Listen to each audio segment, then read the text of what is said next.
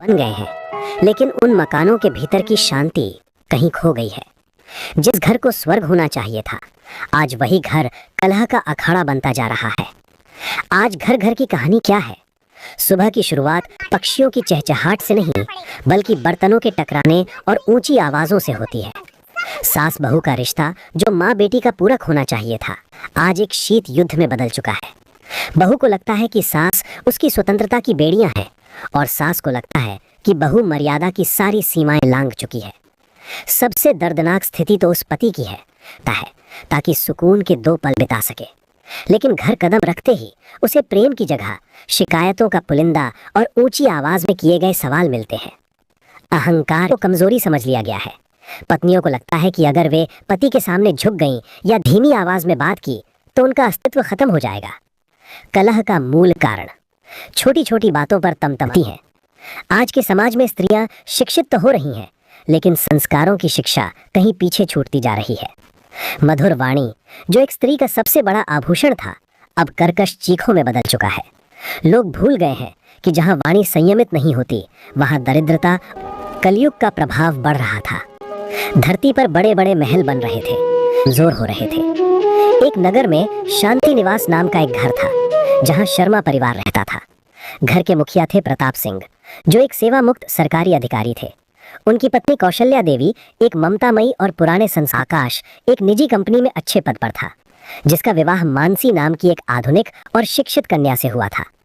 बाहर से देखने पर यह परिवार सुखी लगता था, लेकिन इस घर की चार दीवारी के भीतर वाणी का संयम हो चुका था। सुबह के 7 बज रहे थे। कौशल के करीब थी, हाथ पैर कांपते थे और गठिया के कारण चलने में कष्ट होता था। उन्होंने धीरे से आवाज लगाई, मानसी बेटा, जरा बाहर देख लो, दूध वाला आया है, मुझसे झुका नहीं जा रहा। मानसी, जो अपने कमरे में ऑफिस के लिए तैयार हो रही थी, वहीं से चिल्लाकर बोली, मम्मी जी, आप जानती है ना कि मैं लेट हो रही हूँ। इस घर में नौकरानी बनकर आई हूँ। कौशल्या जी की आंखें भर आईं। उन्होंने धीमे स्वर में कहा, बेटी, मैंने तो बस मदद मांगी थी, इतना चिल्लाने की क्या जरूरत थी? मानसी रसोई में झटके से आई और अपनी आवाज और ऊंची करते हुए बोली, क्या मैं इस घर में नौकरानी बनकर आई हूँ? अब स्त्रियां दबकर नहीं रहती, हर चीज के लिए मुझे आवाज देना छोड़ दीजिए। चिल्लाऊं नहीं तो क्या करूं? आप लोगों ने तो मुझे बंधुआ मजदूर समझ रखा है। जमाना बदल गया है मम्मी जी, अब स्त्रियां दबकर नहीं रहती। अगर मैं जवाब देती हूँ तो आपको लगता है कि मैं ऊंची आवाज में बात कर रही हूँ। उसी क्षण घर के मंदिर में स्थापित बाहर निकला। माता लक्ष्मी अत्यंत दुखी थी। उन्होंने मन ही मन कहा, जहाँ अपनों का अनादर हो, वहाँ मेरा दिव्य अंश भी। जहाँ वृद्धों का सम्मान नहीं और जहाँ बहू अपनी सास को माता के समान नहीं देख सकती, वहाँ मेरा निवास संदिग्ध हो जाता है। वाणी की मिठास ही घर की असली लक्ष्मी है, जिसे मानसी ने खो दिया है। आकाश ने जब बाहर शोर सुना तो वो बीच बचाव करने आया। उसने बड़े प्यार से मानसी का हाथ पकड़कर कहा, मानसी, शांत हो जाओ, माँ बीमार रहती हैं, उनसे इस लहजे में बात करना शोभा नहीं देता। अब बस भी करो, मैं तंग आ चुकी हूँ।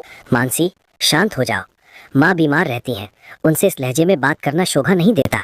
मानसी ने झटके से अपना हाथ छुड़ाया और आकाश की आंखों में आंखें डालकर अपनी उंगली उठाकर चीखते हुए कहा, मेरी आवाज ऊंची है क्योंकि मैं सच बोलती हूँ। मैं दबकर नहीं रहूंगी। अगर आपको अपनी आप तो बस अपनी माँ के ही गुण गाते रहिए, मुझे मेरी मेहनत कभी नहीं दिखती।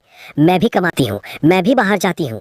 अगर आपको लगता है कि मैं गलत हूँ तो साफ साफ कह दीजिए, लेकिन याद रखिएगा, मैं दबकर नहीं रहूंगी। आकाश सन्न रह गया। उसे लगा जैसे उसके कान के पर्दे फट रहे हों। वो एक स्वाभिमानी पुरुष था, लेकिन अपनी पत्नी की बदतमीजी और ऊंची आवाज के सामने